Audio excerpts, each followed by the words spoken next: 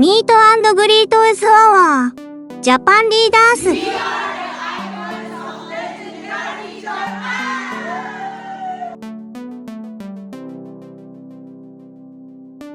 doon, hindi namin mapag-aralan ng cryptocurrency.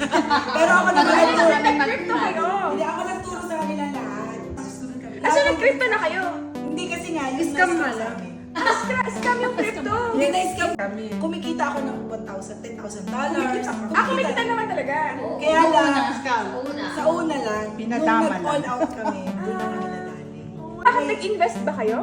Yes. Nag-a- Pero okay lang yun. It's part of the game. Kasi the only way for you to earn much bigger than that, you have to lose something. Yes. Diba? It Yes. takes money to make money.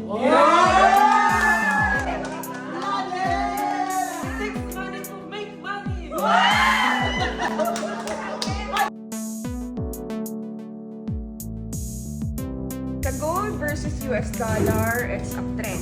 Hanap tayo ng mga higher highs and higher lows. So, meron siyang higher high dito, lower low dito. Yan, nakita niyo. For the past few days, diba nakita niyo, sobrang paakyat yung gold. Sabi yung trade last week.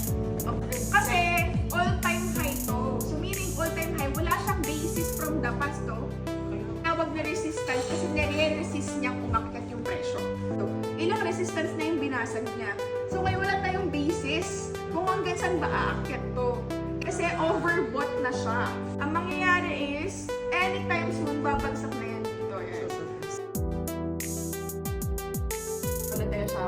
When you say volatile, ibig sabihin mas magalaw. Kasi kapag hindi gumagalaw yung market, hindi tayo makakagawa ng pera doon. Diba? So, in order for us to make more money, we need pairs na volatile. Baba, taas.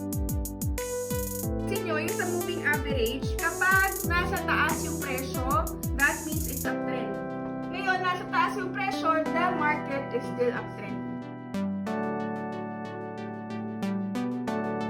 It's so, ngayon, kung happy ka na sa profit Ay, mo, sana nag-0 to ako. yan, greediness tayo. Sinyales. Huli sa akto. Diba? Huli sa akto yung greediness ni Coach Ben. Ayun na pala yun. So you have to follow your trading plan.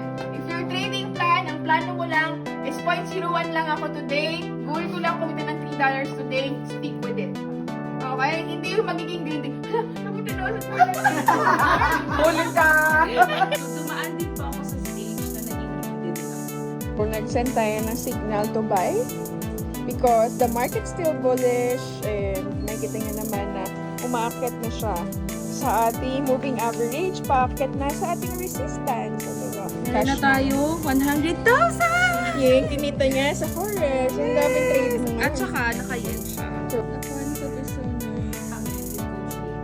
Lord is kung ano yung nasa puso mo. Kapag ang nasa heart mo is to help other people na magkaroon din sila ng financial freedom, si Lord mas ibe-bless ka niya. Gagawa siya ng mga iba't ibang ways and opportunities, instrument, vehicle para makapag-provide ka sa ibang tao.